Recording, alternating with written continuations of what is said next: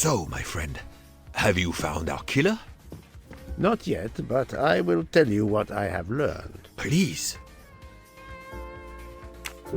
Our assassin could have gotten on the train at Vinkovsky disguised as a conductor, entered Ratchet's room and killed him. Then he walked out through Madame Hubbard's connecting door, where he lost a button from his jacket. He had to wait for Monsieur Michel to be absent. He waited too long.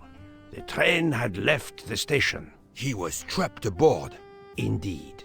He had opened the window to make it look that he'd escaped that way. However, if he waited until the train stopped again due to snow, his footprints would have been found. The murderer is still among us, on the train. There's a problem with the second-class toilets. What now? All morning passengers have been complaining that the door is locked, so I went to check. I knocked, but no one answered. I didn't think I should open it without speaking to you first. You did well, Monsieur Michel. Lead the way. I use my master key.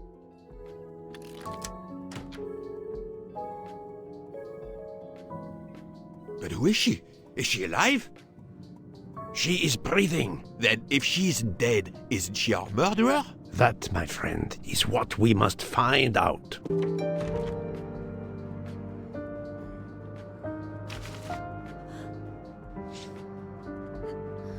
The ticket reads Joanna Locke, traveling in compartment 105.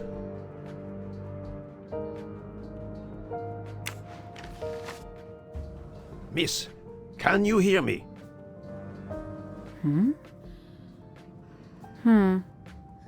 She's breathing.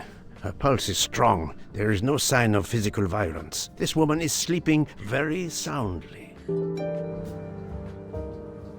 This woman is sound asleep. Given her location, I would say she has been drugged and deposited here. Well, at least it's not another murder on my train. The train is, of course, full. Monsieur, the list I gave you indicates that Hildegard Schmidt shares her compartment. I will want to talk to her later. For now, we will concentrate on this mysterious young lady. Let's return her to her more comfortable bed. Good idea. Pierre, locate this woman's room and fetch the doctor. Yes, sir. I will question her when she wakes up. Please, let me know what you learn. Mademoiselle Locke's compartment is 105. I suggest we return her to her more comfortable bed. Yes, hopefully she will awaken soon.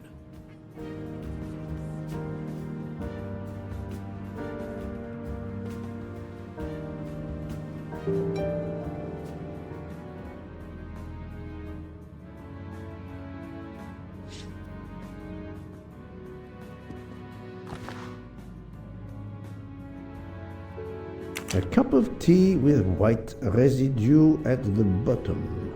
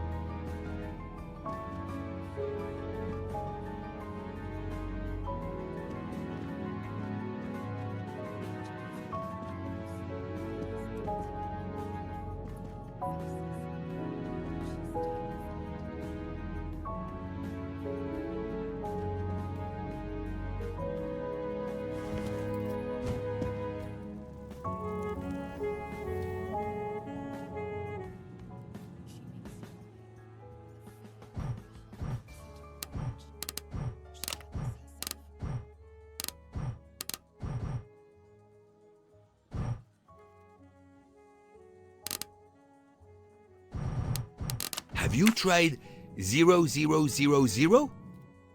Have you tried 1, 2, 3, 4? So, Poirot, any luck so far? No, that's mine. I never remember my passwords, so I make them easy ones. Poirot, I'm disappointed in you. I was certain you would have it by now. If you need a break, I can ask Jean to make you some coffee. But of A briefcase. Poirot, what if the briefcase is booby-trapped? We really need to find the combination. Poirot, A briefcase. but of course you know what you're doing. It is booby-trapped, is it? Poirot, I'm disappointed in you. I was certain you would have it by now. Have you tried 1, 2, 3, 4? If you need a break, I can ask Jean to make you some coffee. We really need to find the combination. Have you tried 0000? So, Poirot, any luck so far? No, that's mine. I never remember my passwords, so I make them easy ones. A briefcase. No, that's mine.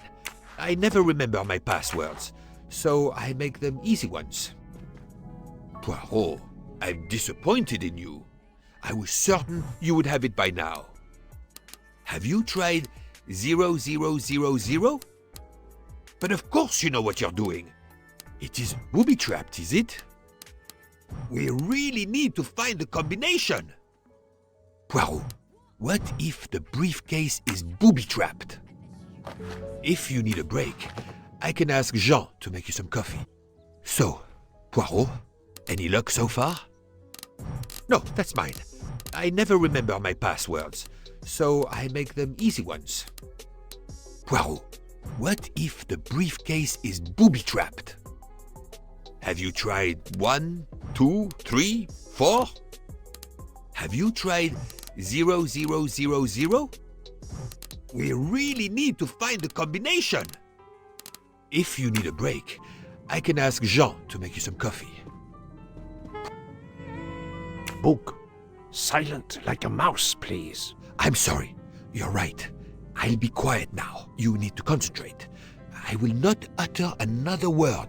Not one. Book. There will be another murder on the Orient Express in a moment.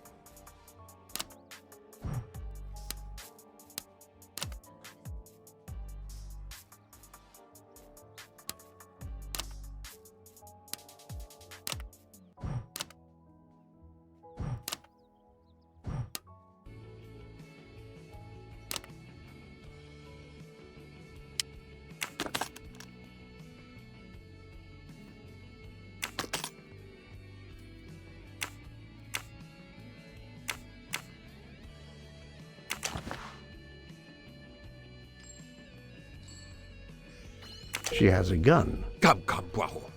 Criminals are often known to carry one. Ratchet was stabbed, not shot. But then why take it on the train?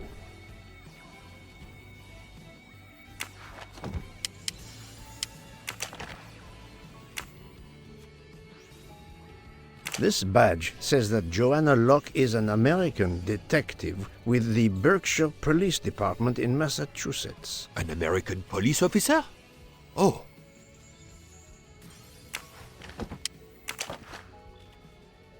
Mademoiselle Locke seems very interested in our victim. of course. She has studied her target. Possibly.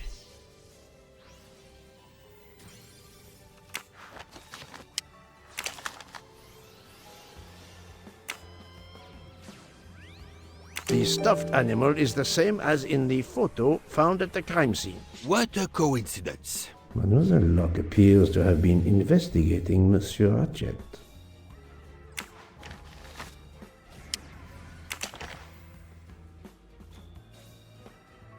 Her driver's license confirms her identity. She is American. These are fake IDs. It's certain.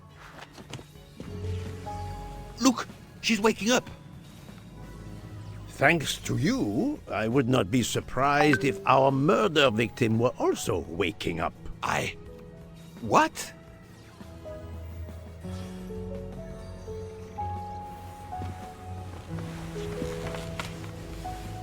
Oh, my head.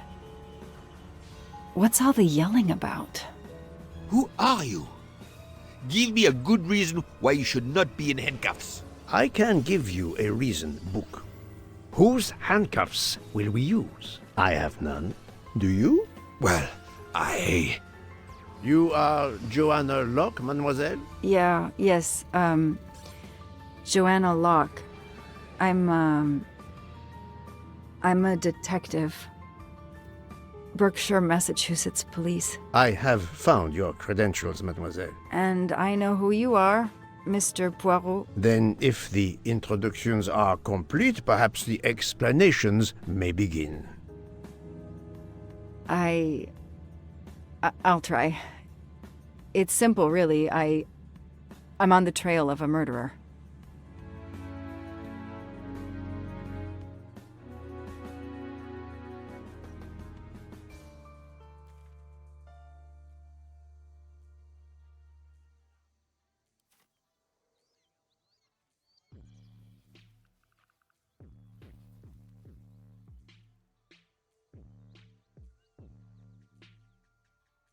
I had just been promoted to detective after 5 years on patrol. It was my first time on a major case. It had been a month since Daisy Armstrong was kidnapped. The Armstrongs were desperate for some sign of hope. I was there only for paperwork, to fill in some blanks.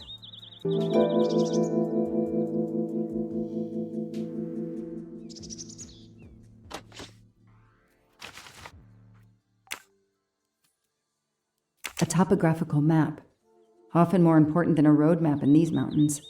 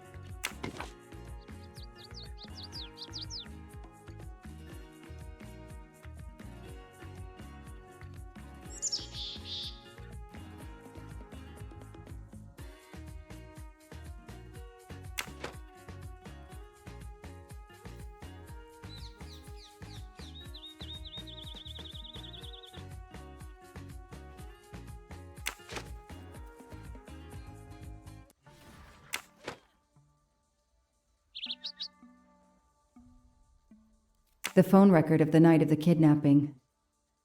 The last call was for 911. That's why I'm here.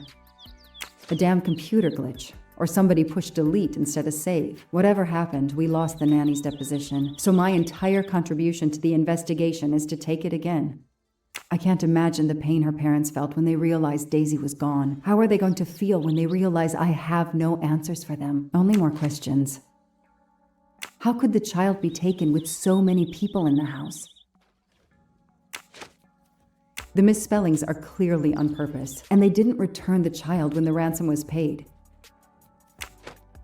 The crime was audacious. How could the kidnapper know which was the window of Daisy's room?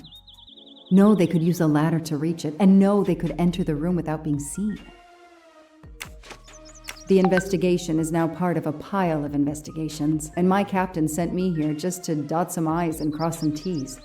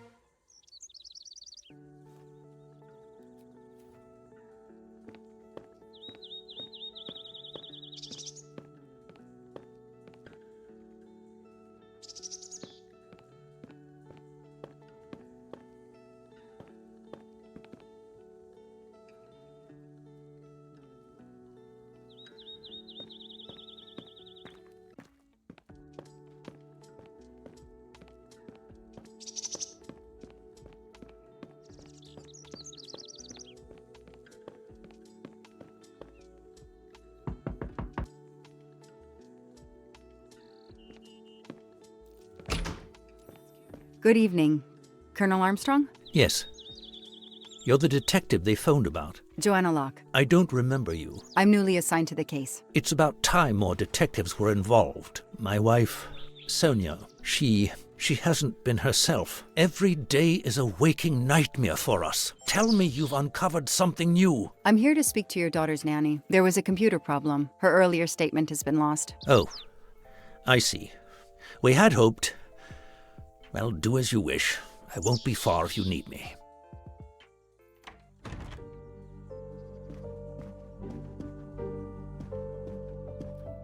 Their fairy tale became a nightmare. How are you doing? Are you holding up? You know, in the military, you're supposed to have the stiffest of upper lips. The Desert War taught me that soon enough. But this, it's difficult. Damned difficult. Harder on my good lady, of course. Do you know where I can find Miss Moreau? Her room is upstairs across the hall from Daisy's. She seldom leaves it. I won't be long. Take whatever time you need.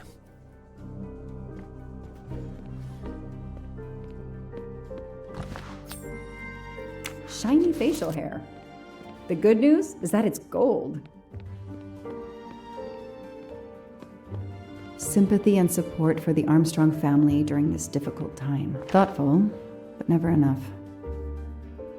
What a dear child.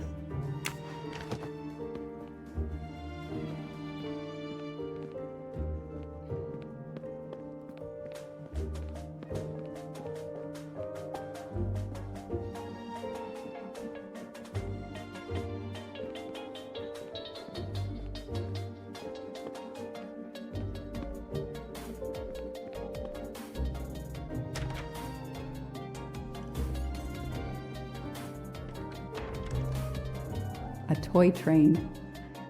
Now here I am on a real one. Lyon, in France. What a lovely looking city. Hello, are you Suzanne Moreau, Daisy's nanny? Yes? I'm Joanna Locke, a detective working on Daisy's case. Is there any news? I'm afraid not.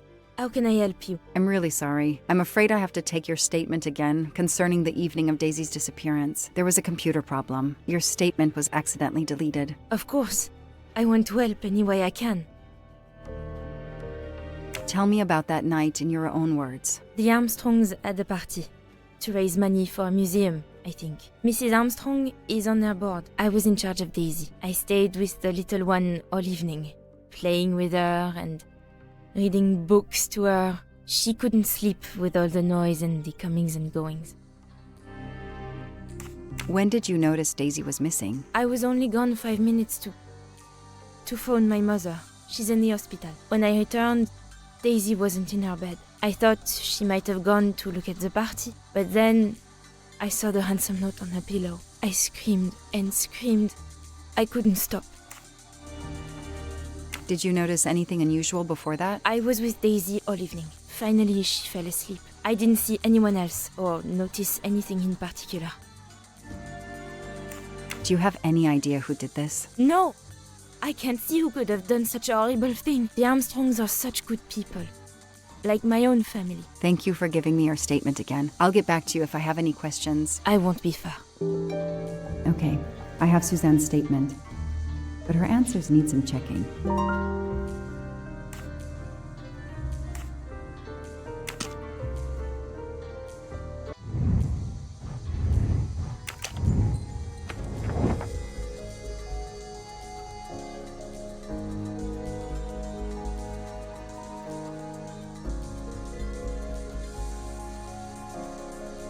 Nothing shocks me here.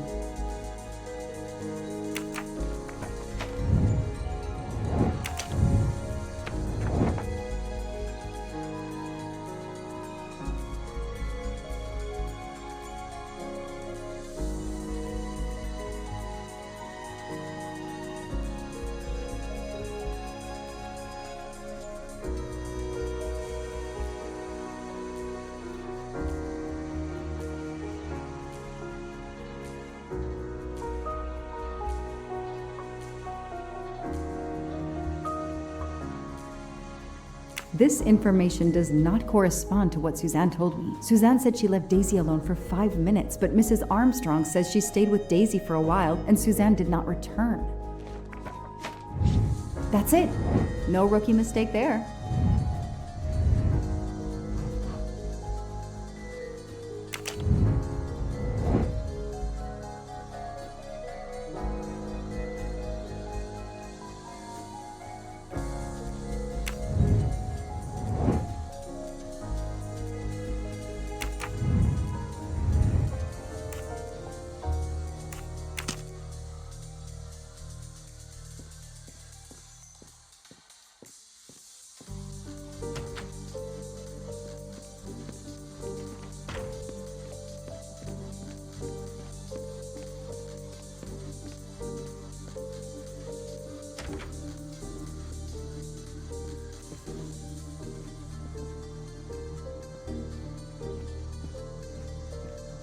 A toy castle.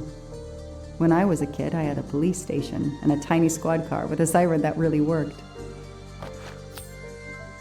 Not really my style, but I'll take it.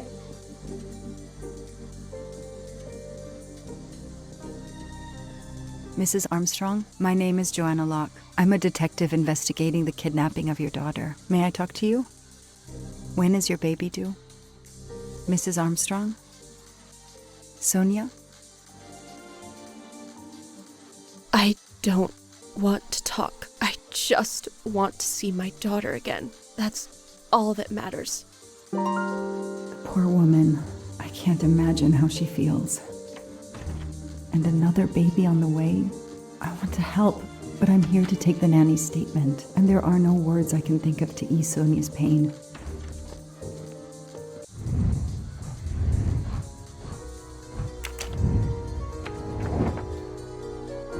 Nothing shocks me here.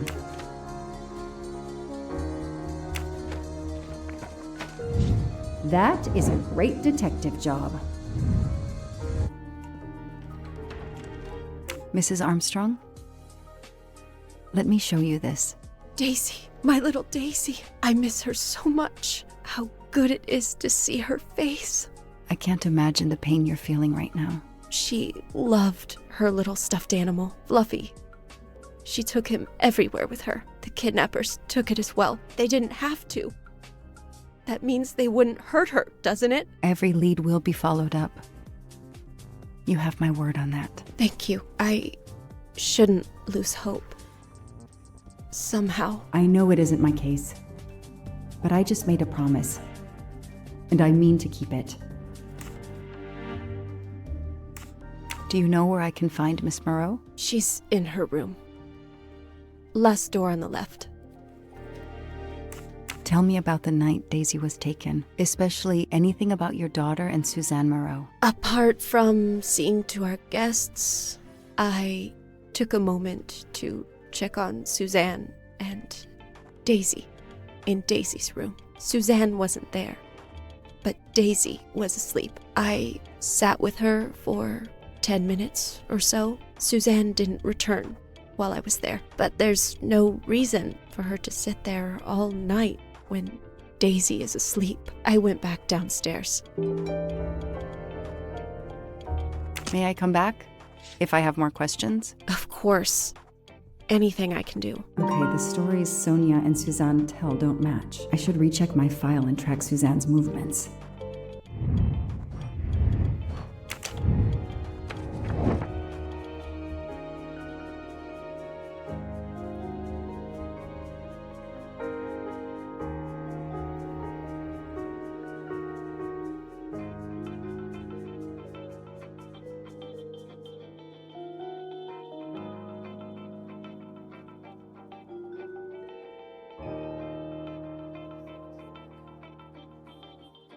Nothing shocks me here. That is not exactly what Suzanne told me earlier. Suzanne was on the phone more than 5 minutes. The detective gets it right.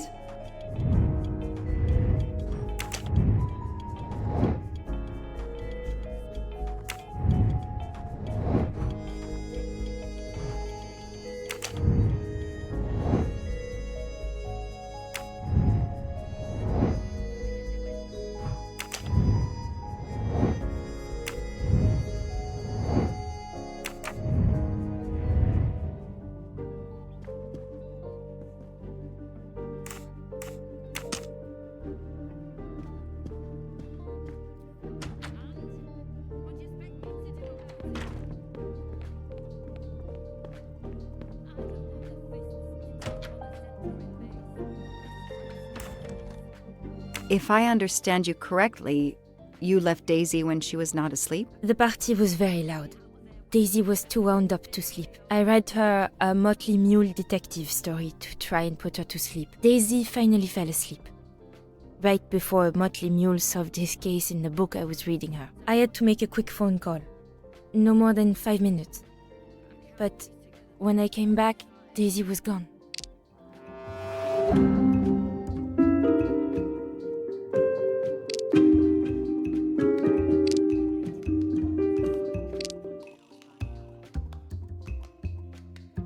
Are you sure you were only gone for 5 minutes? 5, 6, what does it matter? It was very quick.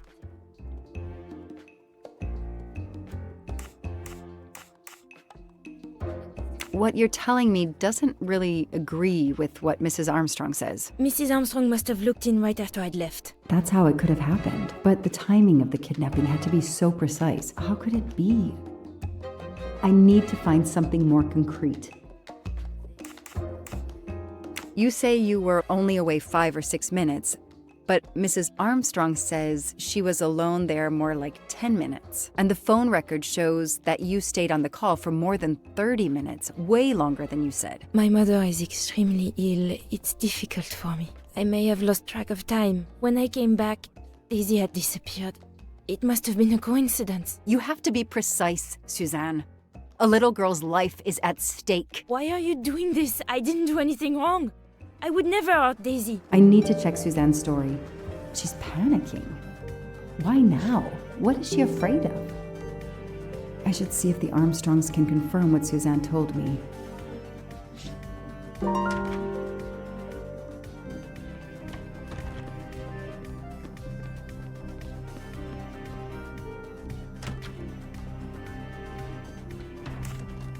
I spoke with Suzanne. She was phoning her mother. That's why you didn't see her when you went to check on Daisy. Yes, her mother. I tried to call the poor woman earlier that week, but the hospital said she's been in a medically induced coma for more than 2 months. Suzanne told me she called her mother, but she would have known her mother was in a coma.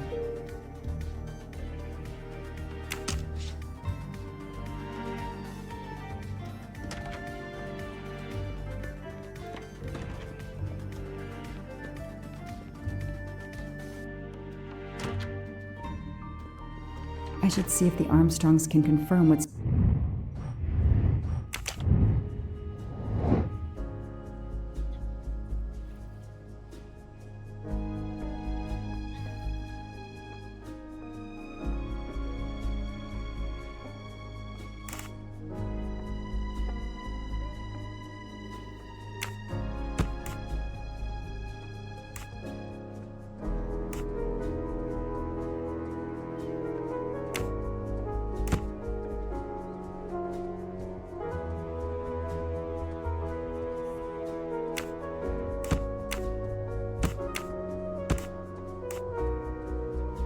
No, I did something wrong.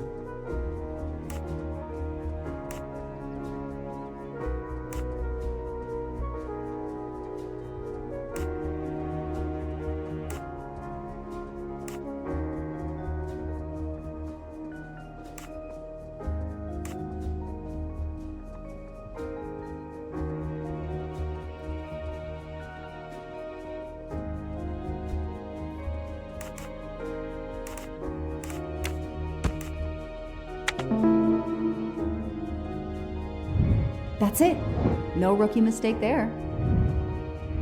The kidnapper places a ladder under the window to Daisy's room. Then he joins the party, just one guest in the crowd. He somehow knows when Suzanne leaves the room, then sneaks upstairs. He opens Daisy's window, carries her down the ladder, and vanishes.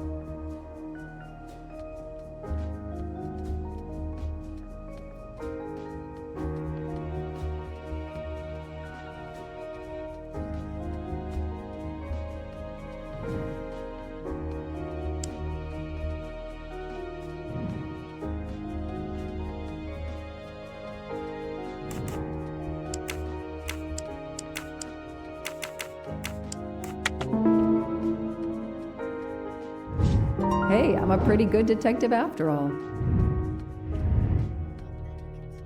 The number you have called is not in service at this time. Please hang up and dial again, or contact your service provider.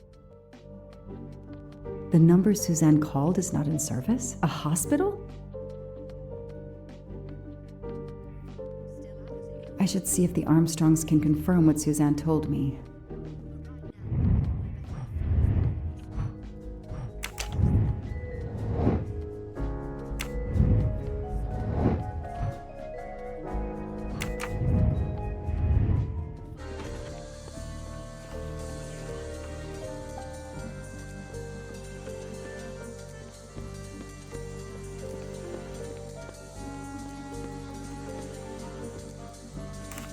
Did you see Miss Moreau during the party? I remember seeing her at some point, but otherwise no. I was too busy with my guests. Wear the smile, shake the proffered hand. Ms. Moreau told me she called her mother. Well, why not? I believe they are very close, and the poor woman is not well. She needs some experimental treatment that isn't available yet in France. I won't be long. Take whatever time you need.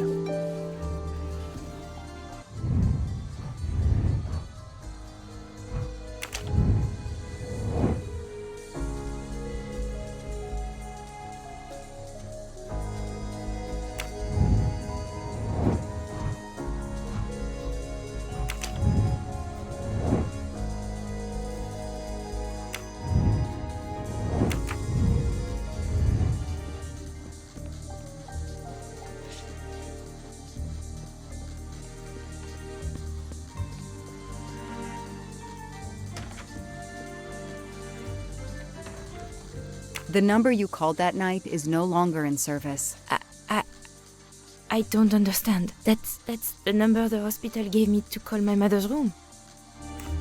You told me you were on the phone with your mother when Daisy was abducted. As we said earlier, I didn't pay attention and was on the phone longer than I said. But since my mother is very ill, she had to leave her hometown, Lyon, because the treatment is not approved yet in France. She is in an hospital in Boston for a special treatment. I call her every night to check on her. When I came back, Daisy was gone.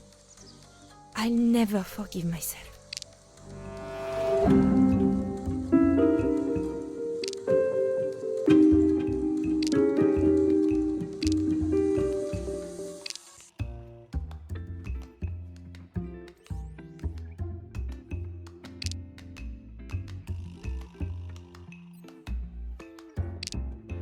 Are you sure you called your mother? Yes, every night since she was admitted in December. Your mother had to leave a country renowned for its social security, where healthcare is affordable, and go to Boston for expensive, specialized treatment. I imagine that the cost of her care must be high. Did you think that your share of the ransom would pay for your mother's care? How can you think that I would allow Daisy to be kidnapped for money. She's like my daughter. I could never imagine such a thing. Her reaction seemed sincere, but I needed to see how she'd react. Suzanne, I think you really care for Daisy. If you do, then tell me the truth. You can't have been calling your mother while she's in a coma. My mom really is in a hospital in Boston. She really is in a coma. I wasn't calling her. I was on the phone with my boyfriend, Noah. Why lie about it? Why are you panicking? Because he's gone. I haven't heard from him since the night of the kidnapping. I'm afraid he's somehow connected to Daisy's disappearance. That he was just using me somehow. But I swear I talked to him. Yes, for more like 30 minutes that night. So he couldn't have kidnapped Daisy at the same time we were talking. But he could have kept you talking so someone else could take Daisy. Yes, you can see why I lied. Can't you? I was afraid you'd suspect me of having something to do with it. You can understand that, can't you? Suzanne, I want to believe you, but you've made it harder to find Daisy. Do you realize that? Oh my god. What have I done? What's most important is not what you've done, but what you do now. Go. I'll be back to talk to you. No more lies, Suzanne. For Daisy, no more lies. Noah. The name might lead us to that little girl. I am on this case now, whether my captain wants me to be or not.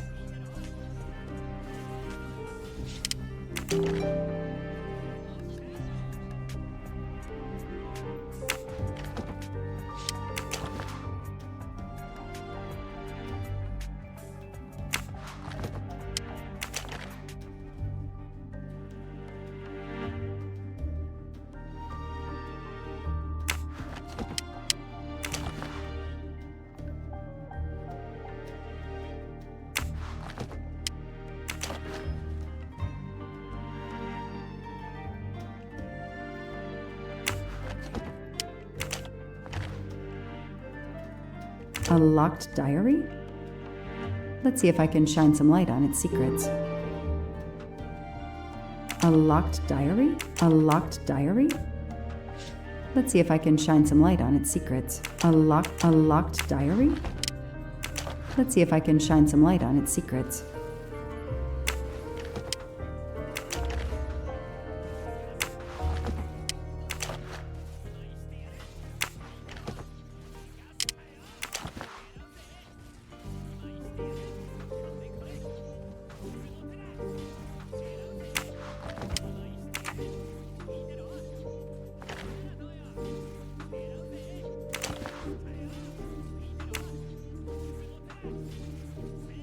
A card from the florist.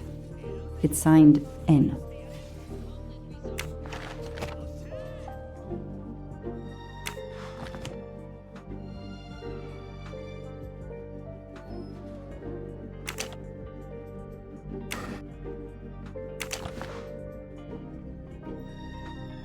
Huh.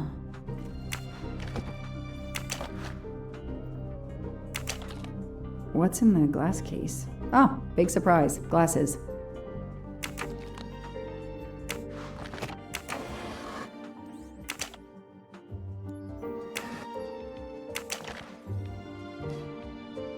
I expect Suzanne must have gone through a lot of tissues these past weeks. An Eiffel Tower keychain, but no key. An Eiffel Tower keychain. Small jewelry box. By the size, I'm guessing earrings.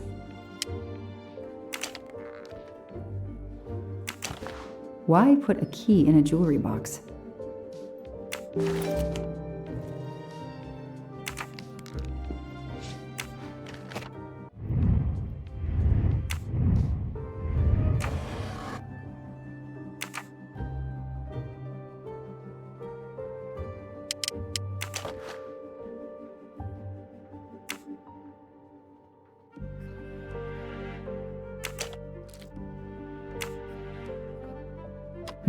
That doesn't work.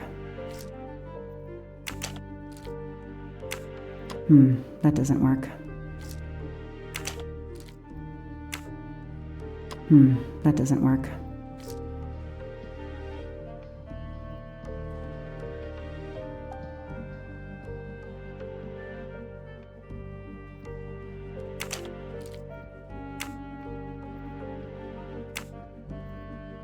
That doesn't work.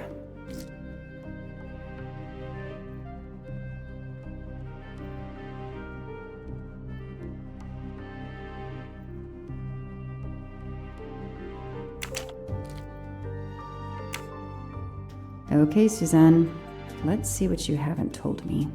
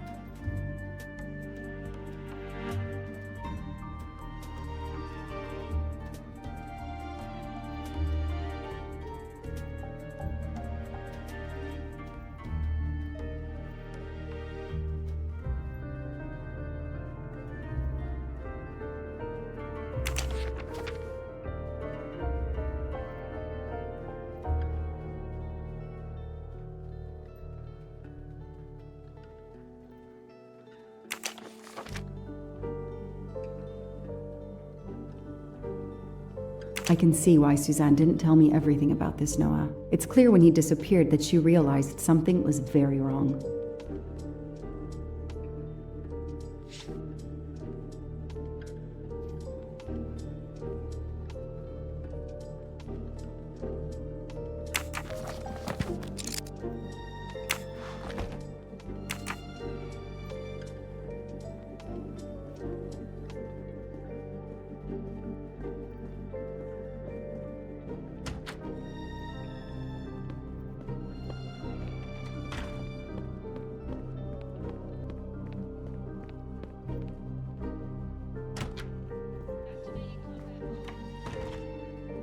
Can you tell me anything about Suzanne's boyfriend? I know she dated our chauffeur for a while. There was someone else she'd met recently, but I don't recall his name.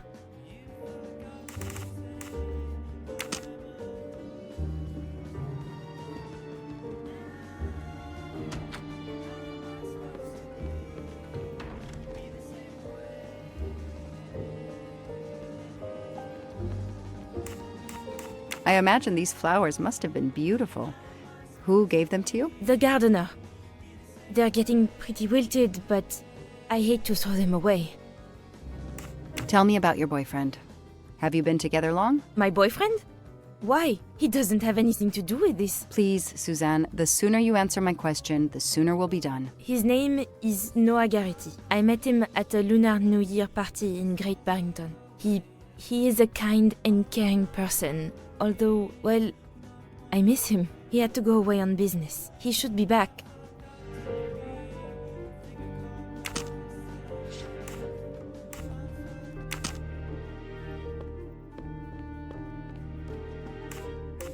Know anything about Miss Moreau's boyfriend? Her boyfriend?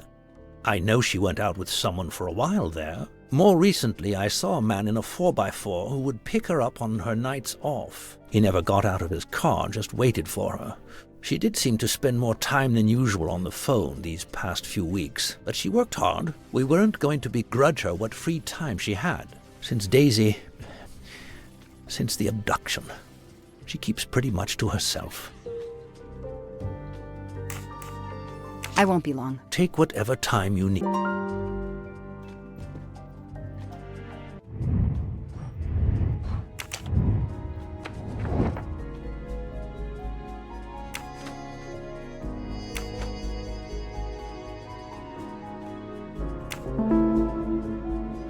These tire tracks could well be from Suzanne's boyfriend's 4x4.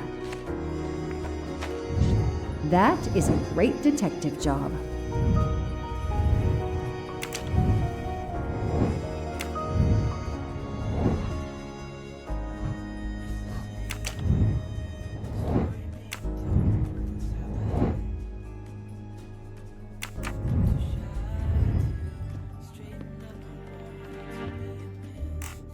Tread marks of a four-wheel drive vehicle were found outside the garden on the night of the kidnapping. Noah drives one, doesn't he? Where is he, Suzanne? If you know anything more about him, you have to tell me. I know what you're thinking, but it's impossible. He was very nice to me. He never did anything to make me suspicious. We went out to eat, to the movies. Just like a normal couple. He's not the only man in the Berkshires who drives that kind of car.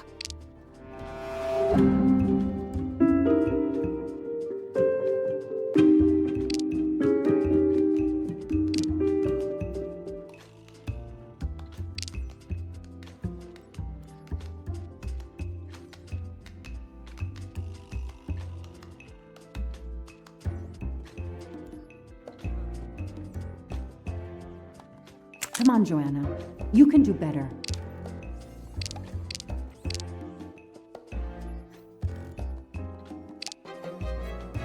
You really didn't notice anything strange about Noah until he vanished? He could get moody at times, as if he had a lot on his mind.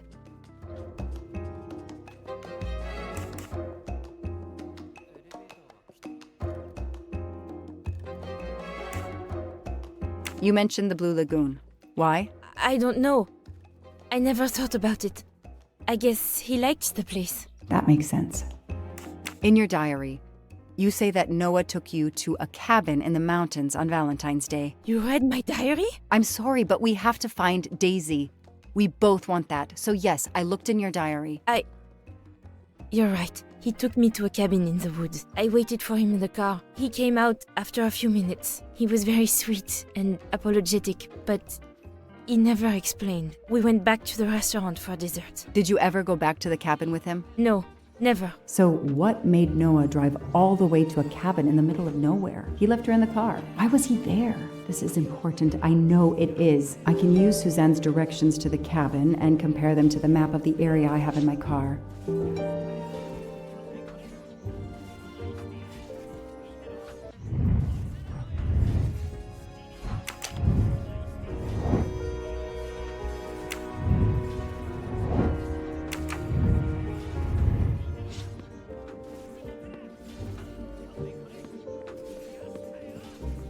I won't be long. Take whatever.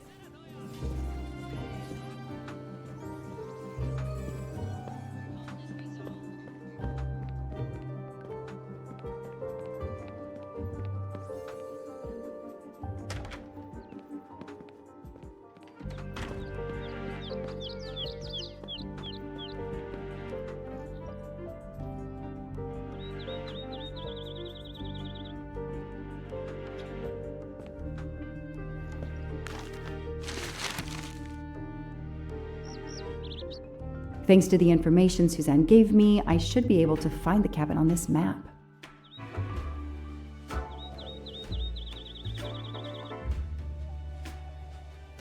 That can't be the right place. Probably not here. That doesn't really match. I've got it. The cabin has to be here. I have to find that cabin. I hope I'm not too late.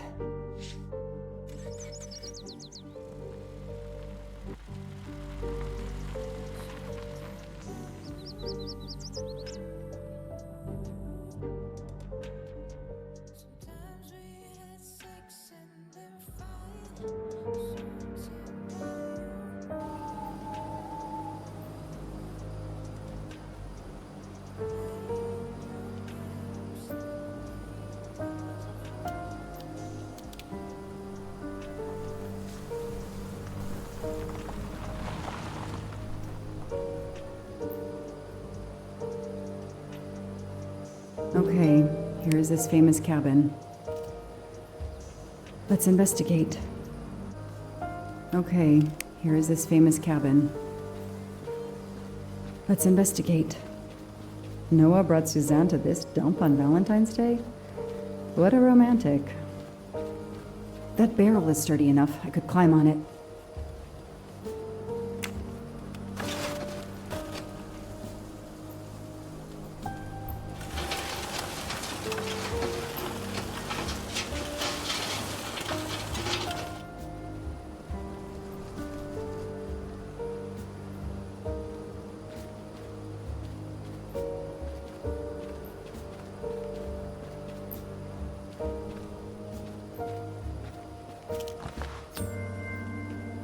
shiny facial hair. The good news is that it's gold.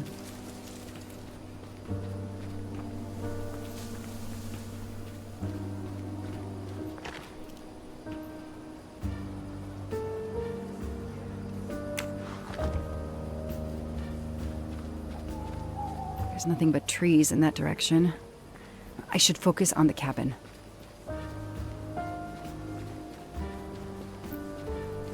If only I could see what's inside.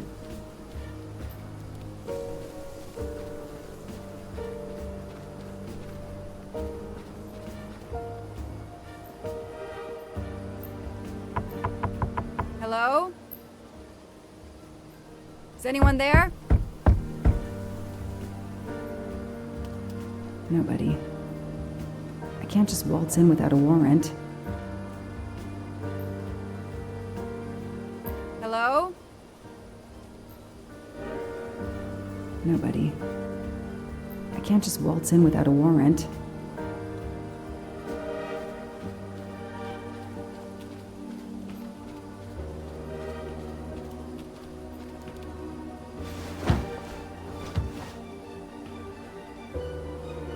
Empty wine bottles.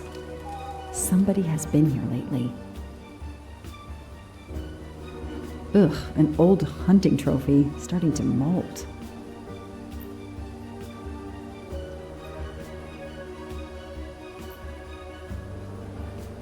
It's Daisy's plush toy. If Fluffy is here, the kidnapper has been here.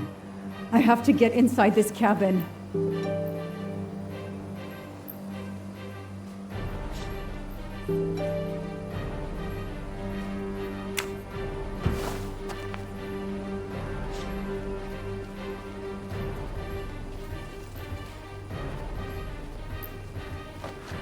A maul for splitting wood. Perfect for attacking doors.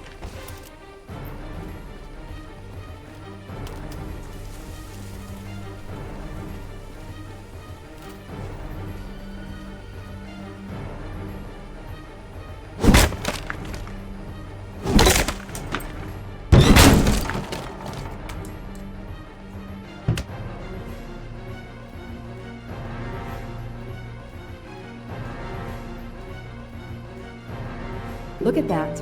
A broken door to investigate. No need for a warrant. Some people seem to have played here before.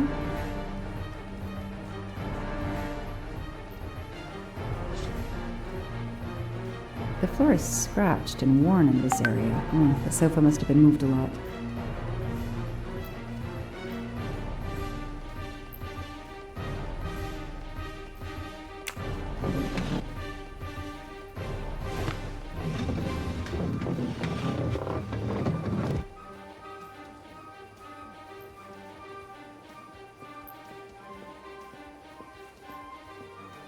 A lot of tools. I guess somebody noticed the cabin was about to fall down. Some boxes. I wonder what they were used for.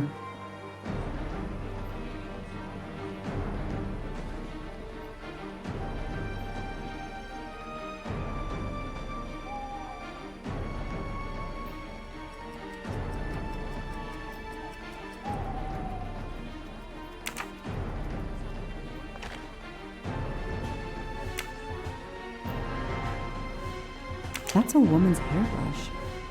Did Suzanne actually come in here after all?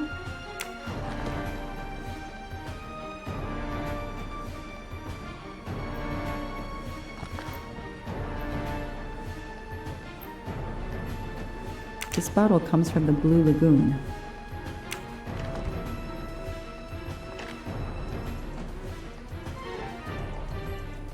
It's Fluffy, no doubt about it.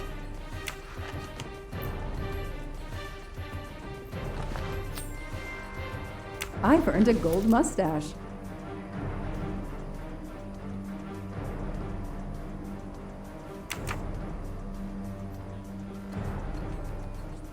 The stove is cold. Nobody's been here recently.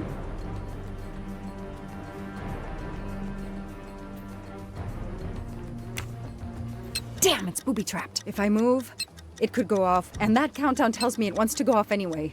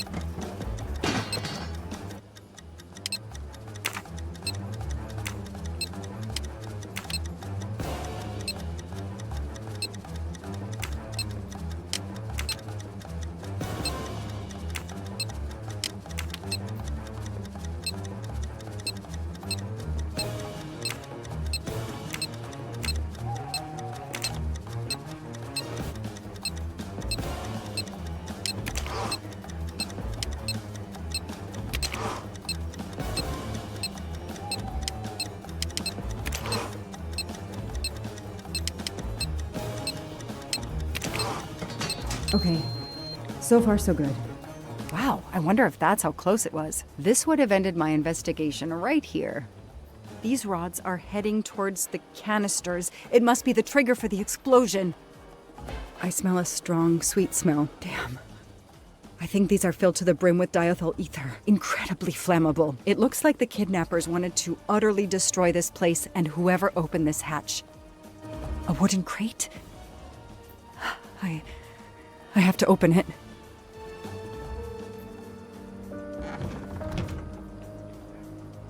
Oh no. Daisy. No. I called in my discovery of the body. Then there was nothing I could do except protect the site for forensics.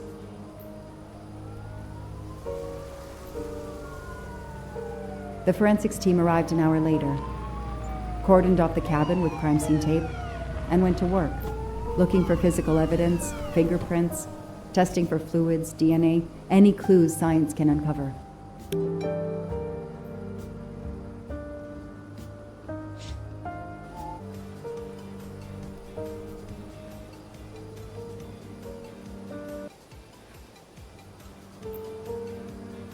They removed Daisy's body. The autopsy would take place in the morning. But I had one more stop to make.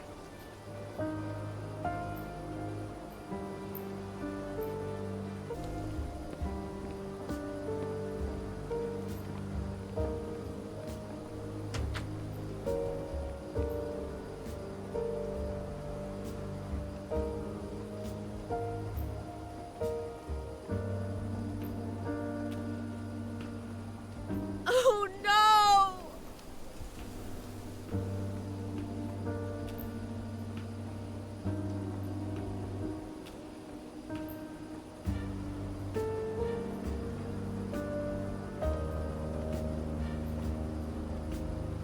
That night, I swore to find the monster who killed that child.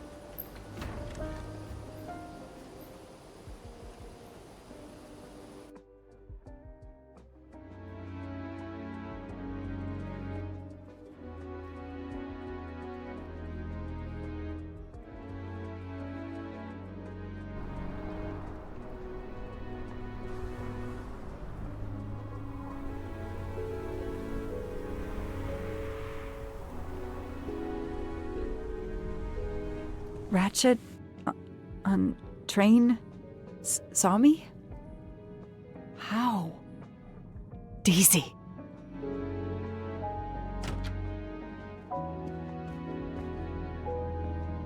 She was awake? And then she collapsed again. I take the responsibility. She was weaker than I realized. Oh. Lie still while I examine you. Pupils dilated? I'm all right.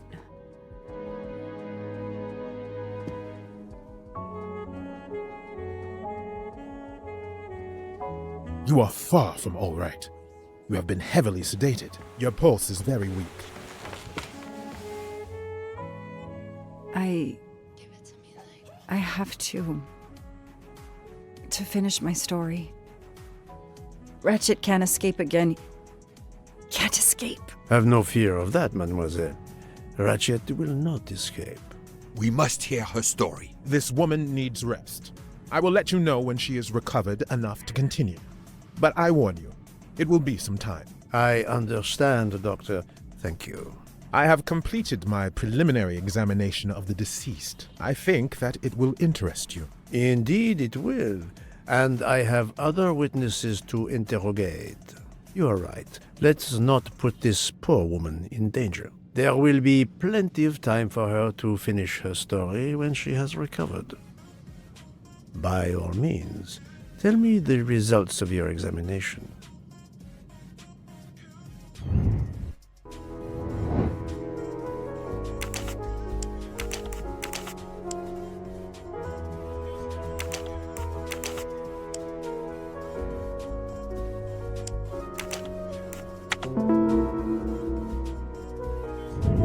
I'm right again. That happens to me a lot. Can you estimate the time of death? Rigor mortis was advanced, but not complete. I estimate the death occurred between midnight and 2 in the morning. That tallies with the witness statements I've collected so far. What is the cause of death? Multiple stab wounds to the upper torso. It's odd there are no signs of a struggle. That might indicate one of the first wounds was enough to kill him. It seems that Monsieur Ratchet had taken sleeping pills during the night. Ah, that would explain the lack of defensive wounds. Mr. McQueen and Mr. Masterman told me that Monsieur Ratchet didn't smoke. Can you confirm this? I can't say without a more extensive post-mortem. What can you tell me about the stab wounds? I counted 12 in all. 1 or 2 are so slight as to be practically scratches. On the other hand, at least 3 would be capable of causing death. The angle of the wounds is instructive. Most appear to have been struck by a right-handed person. But you see this one, under the right armpit. It's not a deadly blow, given the depth, but a right-hander couldn't have done it. It was most certainly struck with the left hand. So, our murderer is left-handed. No, it is more difficult than that, is it not? As you say, Mr. Poirot, some of these other blows are just as obviously right-handed. Do we have a first and second murderer, as the great Shakespeare would put it? The first murderer stabs his victim and exits left, turning off the light. Then a second murderer comes in the dark, does not see his or her work has been done, and stabs a dead body. Magnificent. You think so? I'm glad. It sounds to me a little like nonsense. Thank you, Doctor. Excellent work under difficult circumstances. Please let me know when I may speak again with Mademoiselle Locke. Of course.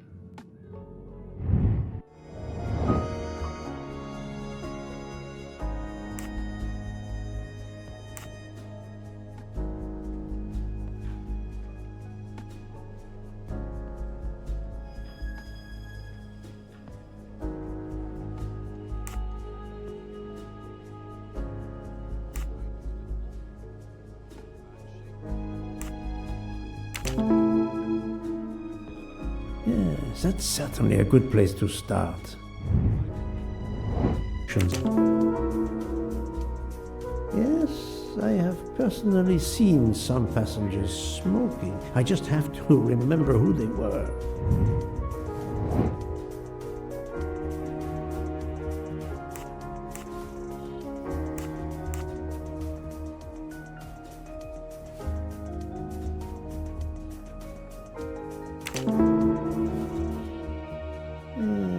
I suppose it's likely they will give me the list of who smokes what. That was easy.